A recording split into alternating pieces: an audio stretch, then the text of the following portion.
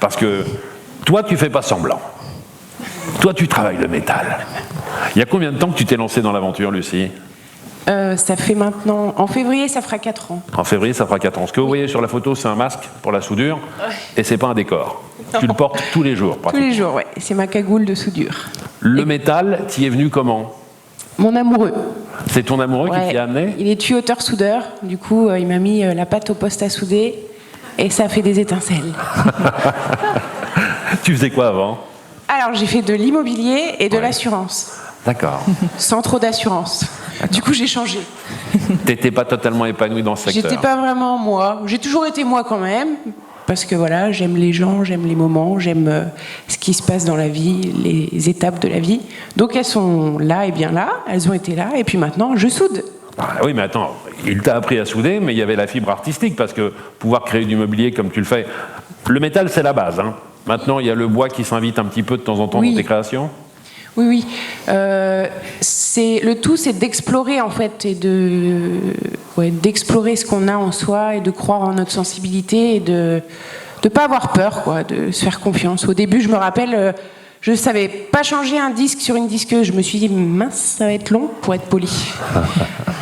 Donc j'attendais des fois qu'il rentre de sa journée de travail. Ah, j'ai plus de disque, là, comment je fais pour couper ?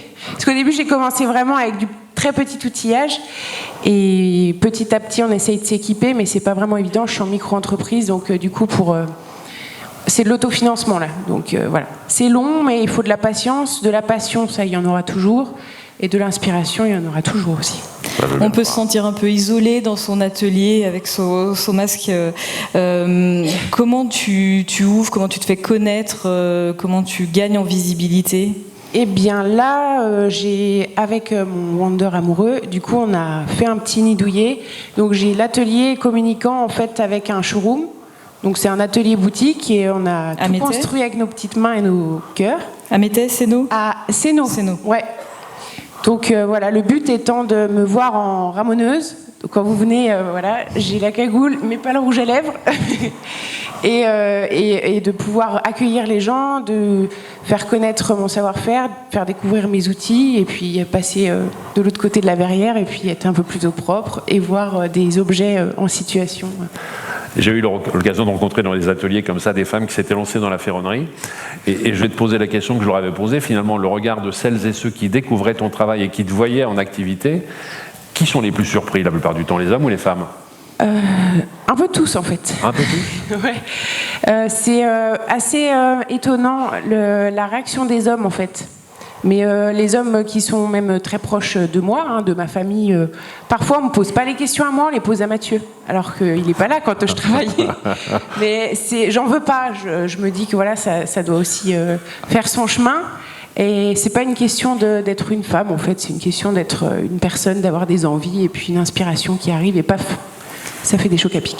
Toi qui as osé à un moment changer complètement de voie, de vie, quoi dire à quelqu'un pareil qui hésiterait, qui aurait une passion, ce que disait Gaylord, il faut oser. Fonce et réfléchis après. Faut y aller. Une fois qu'on a le pied dedans, c'est bon, on y est. Et puis bon, bah voilà, je suis là. Il va bien falloir que je fasse quelque chose. Hein. Donc il faut y aller. Il y a toujours une petite étincelle. Je veux pas faire de jeu de mots avec mon métier, hein, mais il y a un truc qui est là et c'est très important de se le dire et c'est chouette d'être dans ce réseau parce que du coup on écoute toutes les histoires et on a tous un peu ça, ce truc qui fait qu'il y a une lumière qui s'éteint pas et on y va quoi, on a envie et voilà, c'est chouette. Bon, en tout cas, face à ton énergie, il y a quelqu'un qui travaille dans une agence immobilière qui m'a dit je lui offre une place dès demain parce qu'il te trouve super bien. Est-ce que tu es prête à retrouver Non, j'aime trop mon atelier. Non, oui, on a mis du temps à le faire en plus, alors j'ai du mal à le quitter. Je peux même y dormir parce qu'il y a un lit en fait. On a reconstitué des pièces d'appartement dans le showroom. Boutique, atelier, dodo. Voilà. Parfait. Ouais. Bien organisé. Et puis d'organiser des événements de temps en temps. Là, j'ai fait une guinguette avec des créateurs, peut-être qu'il y en a dans la salle, créateurs, créatrices. Et voilà, avec de la musique, de la convivialité et de l'amour, de la passion. Et voilà, tout se passe bien. Bravo Lucie, bravo. Merci. Merci beaucoup.